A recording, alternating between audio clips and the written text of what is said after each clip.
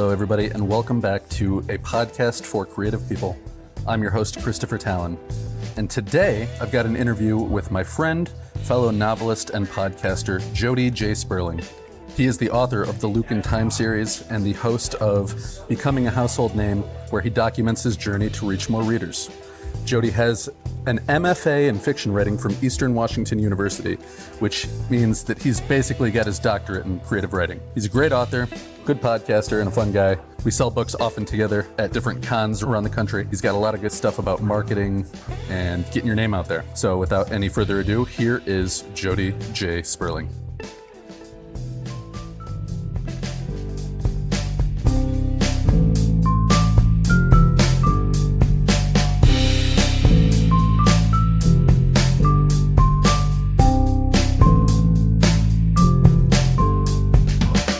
Life. Yeah. So, yeah, man. What's new with you? You've been selling books again. I have. Minneapolis St. Paul was specifically a Yes. very good show. It was kick ass. I really enjoyed Minneapolis. Good town, like good city, good people. It was just all around a good vibe. And I had this theory, which I don't know, you can't say 1 week proves a theory true, but I had a theory that following the election, regardless of the results, that people would open up their wallets again. And that definitely seems to be the case, because there was just cash flying all over the place. You basically just reach out and snag it. So Well, that's nice to hear. My last book selling event was just a 2-hour one, but in 2 hours I sold exactly 20 books. So that is super. you know, when you factor in the amount of time that you're there, like actively trying to sell Yes. it, and more than half the time I wasn't even talking. It was a horror themed trivia and book night. So these people all came to this bar that partnered up with a Two Dandelions bookshop in Brighton, Michigan. Two Dandelions, woo! And so people bought these tickets. I think they were like $40 a ticket, something like that. And that got you like a drink ticket, get you into the trivia, and there was like a cash prize for whoever won the trivia. Nice. And it got you one of two books from me or from another author. That's awesome. And I think we both came pretty close to splitting as far as like sales went. So like, you know, you want the other person to do well and you want to do well. And when you're like, yeah, you guys pretty much split the audience in half, like, cool. That's phenomenal. Yeah, win for everybody. I want more events like that. I've actually been doing some research into figuring out if there are like midweek type of things that I can do. You know, because you can get out there more often, more frequently. That's always great. Hey, yo, you're creating peace on earth and goodwill to lungs. Yes, that's right.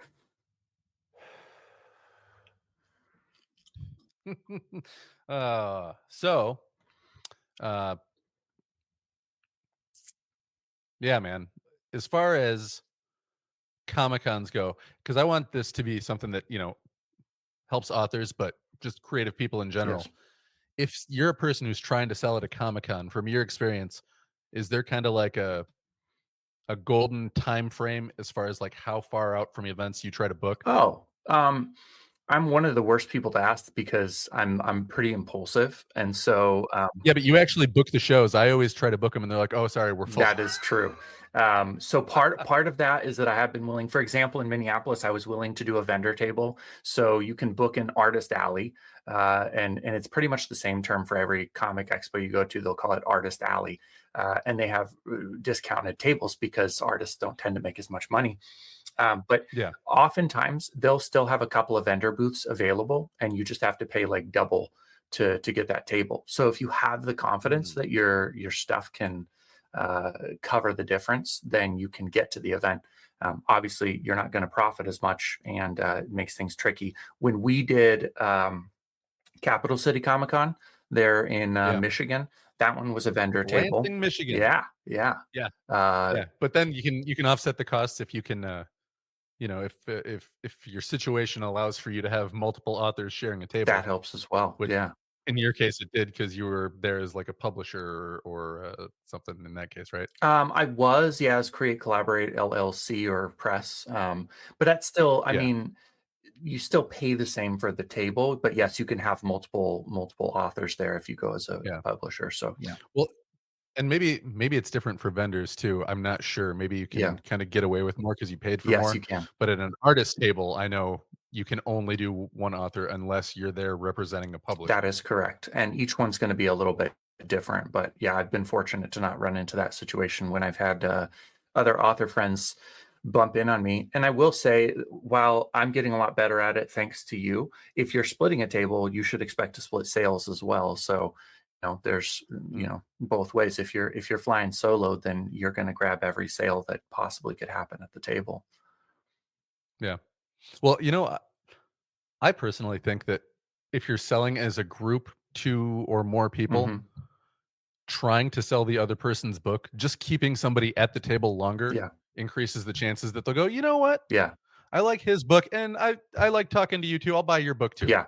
You know what I mean? Yeah, I seem to have quite a bit of that when I've sold with you and when I've sold with Rich, where they'll hear the pitch for my book, and then you'll be like, and also we have discounts at the table. So if you're into thrillers, there's this really cool book. Then they'll pitch and they'll be like, yeah, I'll grab that one and this one. So Yeah. that works. Because we Works did well. that a couple of Mhm. times in Chicago, you, me, and Rich, once we kinda got our, like, group rhythm down, Yeah. then we sold the table a couple of times. Yes. Yep. And that's always nice. That was a Yeah. tough show, though, Well, not man. not not every title, but every Correct. author sold at A least book. one title to Yeah. one reader. Yeah, yeah. I will say that was a tough show. That was one of the tougher shows that I've ever done.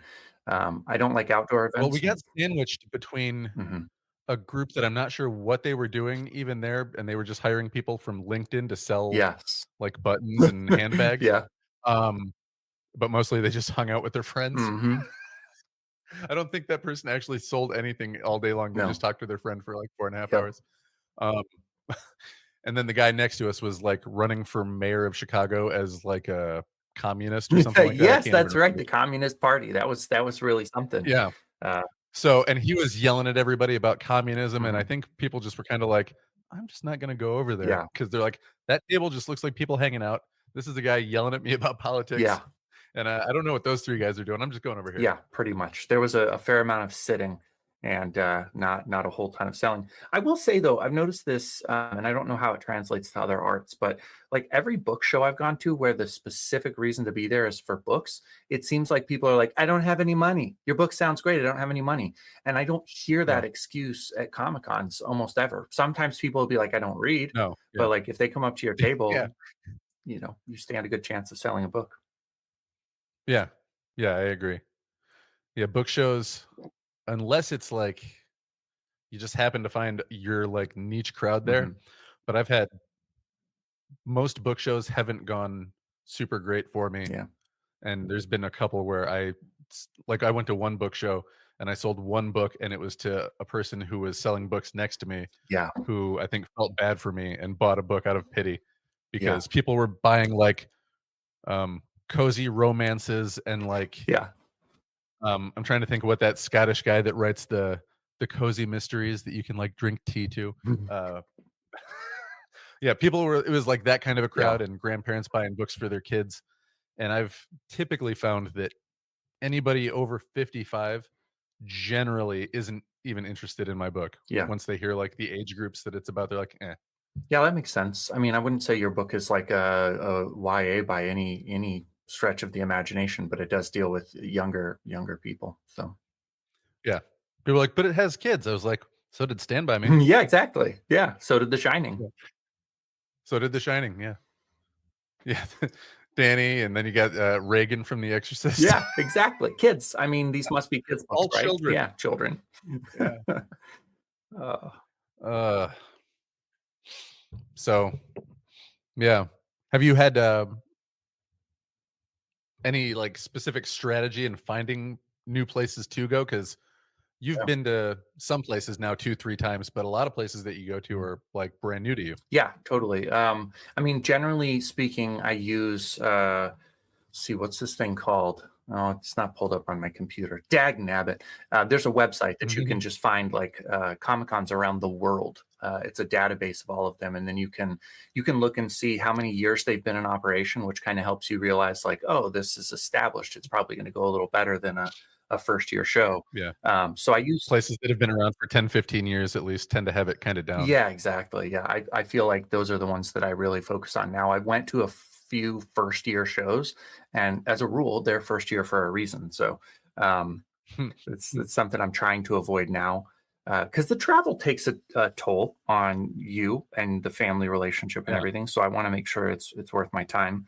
So Yeah, because we got fortunate one time and we ended up getting put in a hotel, but yeah, otherwise it's pretty nomadic. You live out mhm, of your car. yeah. You shower if you got a gym membership in that town. That's right, exactly. Otherwise, you hope people can't smell you too well. Well, that guy's ripe. The other thing that I've been doing now, though, is like tattoo shows. So I'm starting to look into more like tattoo conventions to hit those Yeah. because Yeah, because you went to one in I Wisconsin? did, and it was a good show. The Wisconsin. booth was expensive enough that it wasn't a huge win for me, but I think I sold somewhere around 60 books, and covered the cost of travel and the booth and everything. So it was worth my time. Madison Yeah. Tattoo Fest, and they have tattoo fests all around the country. So I might be going there, same show but in St. Louis this coming spring. I haven't booked that table yet, but Oh. I might. I was gonna say, if you wanna do Yeah. that, as a group, let me know. Perfect. I'd be interested. Okay, yeah. So that'd be a good one. And then And they have this Waffle Houses in St. Louis. they do. Yeah, they have Waffle Yeah. Houses here. Do you know I've never eaten at a Waffle House though? Oh, yeah, we don't even have them in Michigan. Wow. Michigan feels I like a think place that a maybe Waffle in House Southern Ohio. that's crazy to me because the ethos of a Waffle House feels like it would fit into Michigan just perfectly. I mean, like Detroit should have a Waffle House on every other block, right?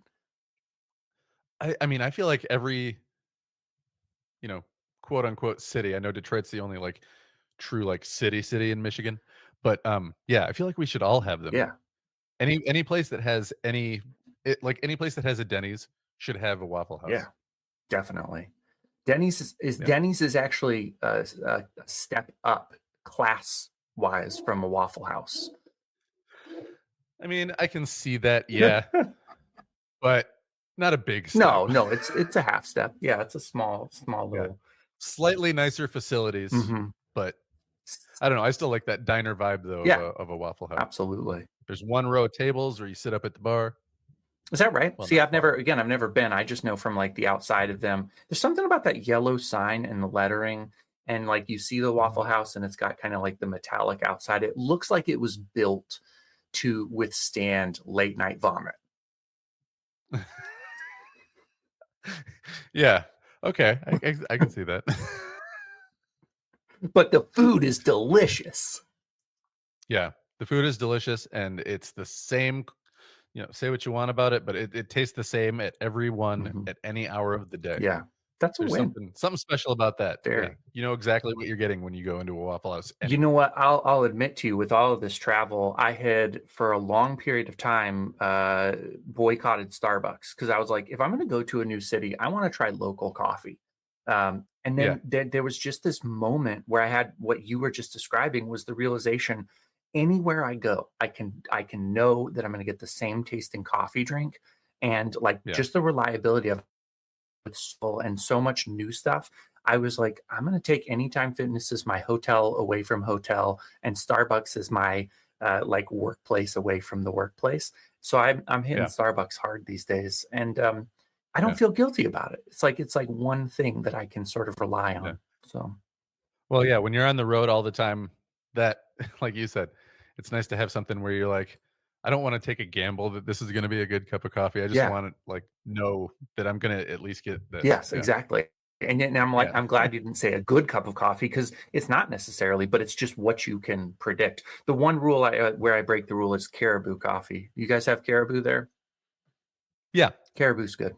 They actually have really, really good Well, espresso. we don't have it in like restaurants, but it's like you can Standalone. buy the bags Yeah. and Oh, okay. yeah. Ah, Yeah. yeah. Well, I've never bought the bags before, but like the cafes, the Caribou Cafe, they have great espresso. So I'll hit Mm. those. Yeah. And one of these days when you come to Grand Rapids, I'll take you to Hazard. I've been working there Oh, yeah. like one and a half shifts a week. helping them out while they've got one of their employees is in college. They're like, I went there to write so often that I was always listening to them go, well, we need to hire somebody, but do you think anybody's just going to want to work like 1 or 2 shifts? And I Yeah. was like, you know what? I'll work 1 or 2 shifts. I'm here all the time anyway. I've been thinking about, so we have this insurance salesman here in town. He tried to hire my brother-in-law, and then there was a whole rigmarole where he backed out. And I've been thinking about walking down there and just being like, hey, if you need like an office manager who really knows insurance, like, I can work a couple days a week for you. I keep going back and forth. So I'm like, I could take all that income and just pump it into ads or something and try to get my digital sales going again and not feel guilty like I was stealing my wife's hard-earned money. I mean, she's pretty pissed at me these days. It's just like she makes it and I flush it in the toilet. Yeah, well, I was doing the same, but now I got that sweet coffee barista money coming in. So Yeah, exactly. That's awesome. And you get discounted beans, I'm sure. Yeah, but you know what though? I will say this too. Out of all the stores in Grand Rapids, all the wonderful stores that sell my book, they have sold more copies in there by far than any of the other ones. And only a few of the times it's been because I was like, that's my book over there. Like I let people know when they're looking at it. I'm like, oh, I wrote that. And they're just kind of like, oh, cool. Yeah. And then they put it down and walk away. But and then walk they away. sell them even, yeah, but they sell them even when I'm not in there. Mhm. They're like, hey man, we sold another one of your books last Tuesday. I'm like, oh, sweet. That is sweet. So I want to do more stuff Yeah. like that. I think that you've always been a little bit better at that than I have. And I know mine comes from the mindset of being like, I don't want to have a copy of a book out there on consignment, basically. Like I want the transaction to be taken care of going in the door. But I've been starting to second guess myself because I'm sitting on like 6 or 7 cases of books that I don't need right now. So worst case scenario is I could like store those somewhere and hope that they sell. And then if I have to go pick them up for a show or something, I just like a quick hop, skip, and a jog down the highway. Yeah. Sorry, your face when you were thinking out how to finish that sentence. Yeah, something for all you visual podcast watchers. Yeah. Yeah. He was playing a little bit of pinball with his eyes. Yeah. Where are the words? Can't find him. So I'm curious. All the time now. I've got an idea right now. I'm always cooking up like my little schemes to try to. I was gonna say, what's your scheme? I've got a scheme for you, and I don't know that it'll work, but I'm gonna throw it out there and see if the cat licks it up or whatever. I want to start getting people who are friendly enough with you that they'd be willing to do this, but be like, hey, on Instagram, I'm gonna actually give you a link to a post, and all I want you to do on the post is go on and be like, oh, it sounds like a really cool book. So it's someone else's book, and it's a comp title for yours, and then have a third party be like, well, that sounds like a cool book. It really reminds me of The 9 Lives of Marva DeLonghi. And it's nothing else. So it's not like a sales pitch. It's just a comment on an existing post that's like, that sounds like a cool book. It reminds me of this book. And I was wondering if something like that might have like a secondary effect of selling some books, because like I'm more likely to take a book recommendation from not the author than I am from the author. Like the author's out there to sell it to me. But if Chris comes dropping into my comments and says it reminds me of that book, I'd be like, well, that's a cool book. I'm going to check it out. Think it'd work? I don't know that. I don't think that I'd have enough pull on Instagram to actually influence anybody to buy anything. You don't think that just sitting there though, that comment would be? I mean, I've barely sold any books because of Instagram as it is. I don't sell any because of Instagram that I'm aware of yet. I'm working really hard on it. But so my thought process was, well, it's twofold. I have this comment. I saw a reel on, just whatever scrolling, and this pitcher is throwing a fastball, and he does like kind of a not quite submarine style, but like half hitch submarine style, and it's in slow motion, and his bicep like ripples, and it looks like the bone in his arm bends, and like there's just all this. It's like an octopus tentacle. It's like shwapa, and then and so I just left this comment that says, wow, it looks like his arm is going to explode. And I have 1,600 likes on that comment. Wow, it looks like his arms explode. And I thought, that means 1,600 people liked the comment enough to like the comment, which how many people saw it? If you could figure out how to get that kind of If 70% of them were bots. It's possible, but I mean, the only other one that I have a I've series. heard people say Threads is the final frontier where the bots haven't taken over yet. I guess I could try it. I feel like I'm social media to the gills right now, though, man. Yeah, I know. Except I think you can set it from Instagram to automatically post your posts also on You Threads, can, kind of like it does to yeah, Facebook. you can, and I do. I don't know if it affects the algorithm the same. I don't know that, but I do know like you actually still have to open the app to see any interactions you have over there. And I'm already like I'm only 10% involved in X at this point because it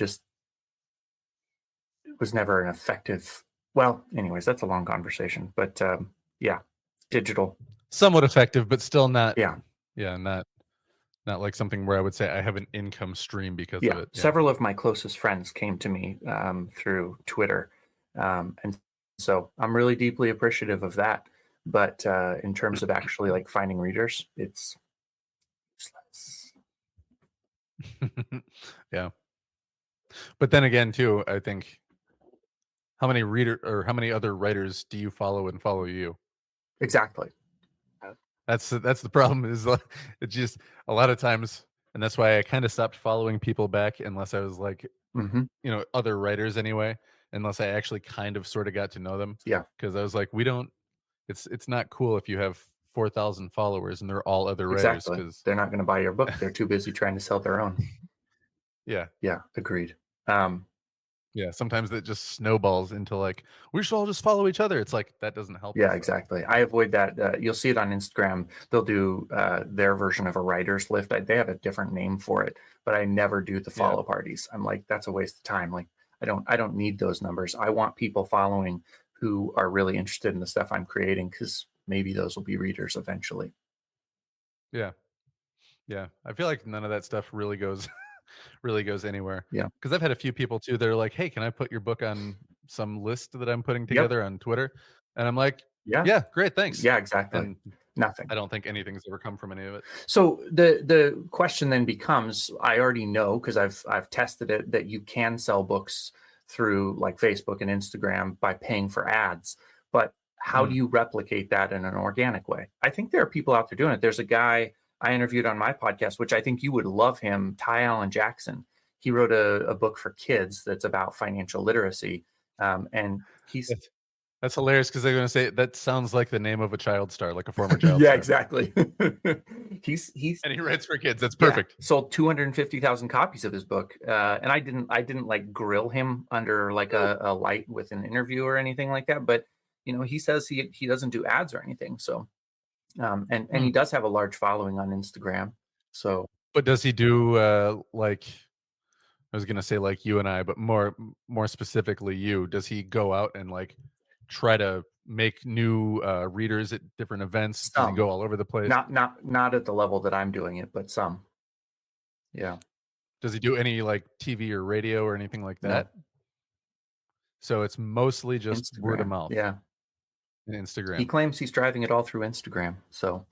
Oh, okay. So he's doing the ads through. He's Instagram. Not doing ads. He's doing organic. He's not doing ads. No, he's doing organic. And his posts. I know another guy. Mike Salt says he sells books through Instagram that way Yeah. too. But he's hardcore with the content. He comes like all the time with content. Yeah. And I don't know how there are people who are great at it. They're Yeah. just constantly putting out content. It's interesting. Some of them have gotten to the point where they hire people to help them with it too. But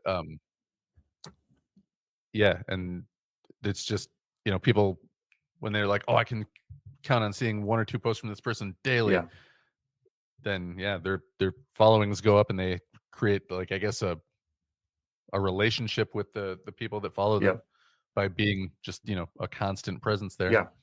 But that just I don't know, kind of exhausts me. Maybe I'm an old man. No, it does seem exhausting. The thing for me is like, again, I can do a show every single weekend. I can do 52 shows a week or a year. I'm not that good. I was like, your math sucks, man. No wonder you're a writer. I can do 52 shows in a year and make like some version of a living. but to like really get the book out there, to really get it discussed, to really have the kind of like reach that I hope for, I have to figure out social media. And maybe that does mean I just lean back into ads and figure that out and, you know, go work insurance so that I have a little bit of disposable income. Yeah. Don't know. Or you could be a part-time barista. See if you can start selling your books. Exactly. And it's working for you. That's the good thing. And I bet you can make a it's mean getting a few latte. extra copies out there. Yeah. Oh, dude, I've gotten pretty good at making coffee. Yeah. So if anybody is in the Grand Rapids area and has not been to Has Heart Coffee in Veterans Memorial Park, get down there. They should pay you for that ad space right there. I know, right? So, yeah. How are we doing on time? We have 15 minutes until I have a hard stop. Oh, okay, cool. Yeah. I didn't know what time it was. I haven't been looking at the thing or keeping track of it. So I was like, okay, have we been on past 6 o'clock yet? But no. No. Does that mean you're bored of me? Is that what this has come to? Is that you're just No, I wanted to make sure that I didn't have to like wrap it up in 2 minutes. Yeah, I'm with you. No. So I'm hoping to have everything ready to go. I mean, I'll have books ready to sell for December because anybody in the Columbus, Ohio listening area will be there the first weekend, first weekend, I think. Of December. Yeah. So, and I might have arcs for my new book that was supposed to be out in the in the summer, but yeah. More to the point too of I think we were talking about that with each other just on the phone. Like when you're next time I write a book, just from day one until like it's like actually ready to come out, I'm just not going to talk about it at all. If you're like, you're working on anything, I'm like, yeah, I mean, yeah, I just don't. You know, I'm toying around with some stuff. Yeah, exactly. I think it's a pretty good way to go. There's like this whole culture out there right now that's all about like deadlines and waking up at 4 a.m. and running 15 miles and doing an ice bath. And like, I find myself really starting to step away from that a little bit. Not that I don't want to wake up early, not that I don't want to be productive, but there's something that starts to feel smothering about like all the things that I'm supposed to do when I really just want to create a great book. Yeah. And I was trying to rush it for a while, and then I took the time necessary and got a good book to my editor. But you know, I can't I can't rush him to do his job either. I don't want to rush him to do his job. Yeah, you know, but I just get a small order of arcs printed out and sell them at cost. Or just sell them at normal price, and then you just talk about them being a collector's item. You're like, hey, there's going to be some typos in here. It's an advanced reader's copy, but that means it's going to be a collector's item one day, and I'm going to sign it for you. Sell it for $20. Yeah. You're good to go. Do you know that someday when I've got a whole slew of movies and TV shows on Netflix and Hulu? Yeah, exactly. That's the ticket right there. Do you know Theo Vaughn? Are you familiar with Theo Vaughn, comedian? Yeah, I know of him. Yes, right. Personally, I don't know him either. Never met the man. Yeah, he had this lady who does a traveling show called Agro Cats on his podcast, and he does this thing where you're never sure if he's making fun of his guest or like exactly like there's something about it sometimes where you're like, I think that he's making fun of them. There's like an irony to the interaction, but at the same time, he took her really seriously. Like he asked these questions, and you know, he's always like trying to make the joke. You're not exactly sure what's happening, but I was like, you know what? If he was willing to interview a lady who does agro cats, he's totally willing to interview a traveling carny who sells books at Comic Cons. So I sent him a pitch. I'm trying to manifest the hell out of that right now. You know, he's got. Oh man, I was just trying to think if there's a way. Maybe you could just restructure the TRBM logo a little bit to have it. You could be like the traveling book carny or something like that. Yeah. I'm changing the name of my podcast again. Yeah. It's good. It keeps people on their toes. It does. I do wonder sometimes since I changed the name of this one, if people like go back, hear the different song and the different name and go, oh wait, am I on a different show? You could have it some. I've noticed, and I cannot tell you why this has happened because I stopped advertising for the podcast more than 6 months ago, probably 7 or 8 months ago. When I changed it to becoming a household name, my listen number started going up and I've like more than 10x my downloads without doing anything. I'm not doing anything, and I'm getting significant downloads at this point. So I don't know why Nice. that happened. Well, I think part of that's got to be, you got the bump from doing the advertisements, but Mhm. then from there, it just did its Maybe a little bit of word of thing that mouth many or people have something. already Yeah. listened, and then yeah. So no telling. It's a nice problem to have. I'll take it. Yeah, I do all the things they say you're not supposed to do. Like my show's not super niche. Hmm. I don't always have content ready on deadline day. Yeah. So I'm sure I'm shooting myself in the foot, but I, I tell people too that all the time. They're like, "So are you trying to get paid with this podcast?" I'm like, "Man, that'd be awesome." yeah. But like it's not my main focus. And if I develop that big of a crowd someday, that'd be cool. Yeah. But I do this really more for for the connection with people who already like have bought a book or found me, online somehow. Hmm. Uh, and also just for the networking and for the, I guess, the teacher in me too, kind of likes being like, here people, here's something cool that you didn't know. You know what Hmm. I mean? Yeah.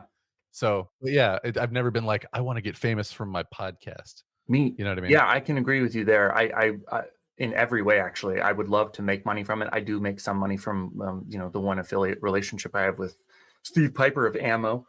That's been great. Yeah, yeah. But by and large, I never started out thinking I wanted to be famous as a podcaster, but I definitely did start Yeah. out thinking that podcasting might lead to inroads to fame, which, Mm. it could change any day. But right now, that's definitely not the case.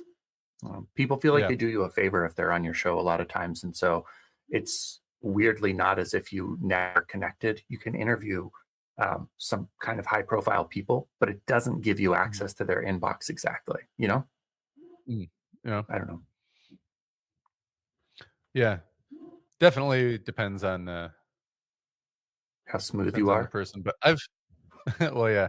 I've had people that I've never talked to since podcasting with them. But probably more so, I've at least, still send somebody like a message occasionally on like Instagram. Hmm. I'll send them a funny meme, something like that. Yeah. But yeah, I think for the most part it's been a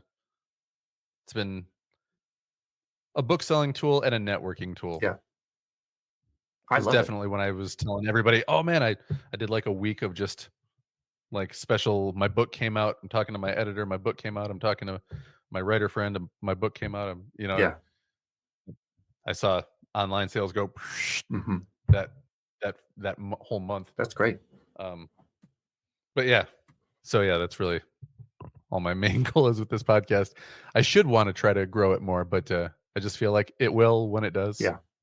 That's kind of what I'm saying is I didn't do anything specifically to get the recent growth unless actually changing the name of the podcast somehow was like SEO optimized and I didn't even realize it, but it was not intentional. Yeah, Um, yeah, maybe. so curious, have you written any short stories that you're really happy with or like little novellas or anything like that? Um, a couple that I think I've published on my website, Hmm. but not anything recently, just because Yeah. well, I've been working on that book. Yeah. But I've been thinking about writing something shorter, and I was telling people too, like I sell books with this one guy who's got long books, small books, stuff that Hmm. younger readers can read, Yeah. stuff that you know. I mean, really, you can hit the whole gambit on your table. It's like, Yes. are you a person experiencing grief, or do you like time travel and weird stories? Do you like stories about dragons? And Yeah. like, okay, Yeah. something on there's got to work. Yeah, exactly. I don't know what jackass is doing any of that, but it sounds like it might work. But Yeah. I was going to bring it up because I was just before we jumped on here designing putting the finishing touches on a new short book called Valesco. So that Mm. story was published in Bowl Men's Fiction several years ago, and I've got one that's it's called Timerware Complete Kitchen. It's a sort of like a, I don't know, maybe sci-fi. I don't know exactly how you class it, but it's like in the form of an infomercial. And you've got a guy who's trying to sell this thing called Timerware that it can save you from having to cook anything. You can put any kind of food in it, and then you just change the time on it to the appropriate moment, and it's a perfectly cooked meal. It's nice and piping hot, fresh as can be. and ultimately, he uses it to dispose of his wife and eat her. So that's kind of like the gotcha moment. Yeah, exactly. But I've got a couple of shorter novellas that I'm putting together in this collection, because the dragon book, I'm like, that freaking thing has saved me. Actually, it saved me from having bad shows. When I can't sell as many copies of 9 Lives or something, people will take that book. It's cheaper. And so I was like, I need another book in the $10 slot, because that seems to work really well. So that'd be something I'd say to any curious minds. If you've got some stuff out there that you published, like short. Rich Hosick, our book selling colleague, he's got all those like 2-minute read short story compilations that he charges a couple bucks for, and he was selling those things like hotcakes. Yeah, he sold them really well at this last show too. One thing I find interesting, and I've said this to his face, so I don't mind saying it right here. I find the covers for those to just be like very off-putting. I don't want anything to do with them because they look like pamphlets. They've got like that feeling to them. But the idea is perfect. Like those tiny little volumes are great, and you can sell them for $5. And he was talking about how he views them as business cards now. He gave out some to authors at the show and stuff, and they've got all his contact info. And I was like, there's something for that for sure. Like, and it directs people back to his podcast. Yes. Yeah, it's well thought out. Very well thought out. Yeah. Okay, now I do need to make sure that we start wrapping up soon. Indeed. Because what do you got to do that's so important? Have dinner or something? Yeah, exactly. Got to be part of the family or something like that. It's the lamest excuse in the world, but my dump closes down at 5:30, and we are overflowing with refuse here right now. So I got to go get everything loaded up into the car and driven down there. But if I don't, I thought you were gonna give me like I got to take a dump euphemism for a second. Take a dump. And I know my body really well. I know at 5:00 it's gonna hit. I was gonna say the dump closes. I haven't heard this one before. Nope. No, it's no euphemisms. Just pure small town science. Okay. Do you have bears at the dump? Thankfully, not that I'm aware of. I don't know that we have any bears in this state, to be honest. Oh, okay. We have a few mountain lions, but I wasn't sure. Oh yeah, Nebraska. You guys, they're more foresty, and you guys are more flat, fields, fieldy. Tall grass. We're fieldy. Corn. Yeah, corny. Yeah, very fieldy. A fieldy, corny folk. Yep, that pretty much describes us to a T. The soy boys. Hey, shout out to I don't know if you want me to say it or not on here, but shout out to your hometown in Nebraska. I told you that somebody came into the coffee shop when I was working there, and I said, "Oh, I've got a friend from this town in Nebraska," and I used to work at the meatpacking plant. Oakland, Nebraska. That's got to be one of the smallest small town things ever. I can't believe you ran into somebody who actually was like worked in this town. There are like 5 places that employ people, and the meatpacking plant's one of them. So yeah. So you got like a 20% chance if they've been to Oakland. That's true. Yes, exactly. That's they wild. work at the meatpacking plant. Yeah, that's super wild. They're included in my newest Luke and Time mystery book, The Six Sorrows of Shohei Matsui. See how I plugged that? Oh, nice. I talk about the meatpacking plant, and my wife was really not an advocate of me publishing the book as was, because I talk trash about it, but it's fictionalized and like it's you know how it is. So yeah. I was worried with the book that I'm writing now. I'm like, man, I know somebody's gonna read this and be like, "Hey, is that me?" I'm like, no, no, but yes, yeah, like the town is kind of reminiscent of this, and that house might be reminiscent of that one house, but besides that, like, no, there's no like one for ones. Anybody in my real life is in my book, right? You just can't do that. You always have to make composites. Take the worst characteristics of 4 different people and make them one. Except for in this book, one person was like, "Hey, can I be a character in your book?" And I was like, "I actually needed somebody to do this. Yeah, I can make that person be you." That's cool. Yeah. So they've got a couple lines of dialogue, and I tried to make it sound like them. That's fun. Yeah. My friend John is in the 9 Lives of Margaret Along High. He was a groomsman at my wedding. It's my longest standing friend. And when Luke is chasing after Laser, who's going to escape with Marva, she runs into John in the parking lot and knocks his name badge off. He kills her so many times. He does. Yeah. Oh, it's brutal. She really got her ass beat by Laser. That's such a fun idea of like, damn it, I died again. All right, let's start over. Yeah. I didn't think about some of the things in that book when I was actually writing it, but like I've had more people over the last year be like, it's like a video game. And I was like, oh yeah, I totally didn't think of that angle, but it totally is. Yeah, you start back over at the last level you completed.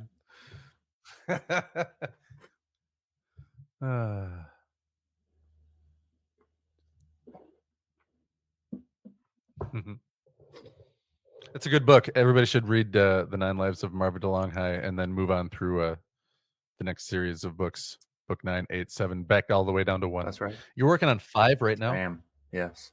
Yeah. Yeah.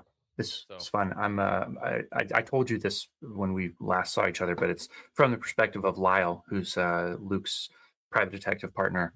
And I wanted to be really conscious of having a completely different tone and style. And so I'm forcing myself to write at like a 3rd grade reading level. And every chapter is 1 page, hard stop. No chapters more than a single page. So it's essentially going to be a 250 page book, 250 chapters. Whoops. It's been fun, and it's opened me up to a lot of like challenges that I wouldn't have expected. But when you have to end every chapter with a little bit of a hook, it forces you to just hook and hook and hook and hook. So I've enjoyed it. I bet that'll be a fast read too. It's the hope. No. All right, man. Yep. I'll let you go to the dump. I'm just going to go take a quick dump to the dump. Yeah. Thanks, man. He's got to take a dumper. It's a hard stop. All right, man. Tell your wife I said yeah, will do. Good to talk to you, man. Later, bud. Where's the button? Where's the button? Where's the button? All right, everybody. Thank you for listening. Check out Jody. Everything's in the show notes. Love you guys. Mwah.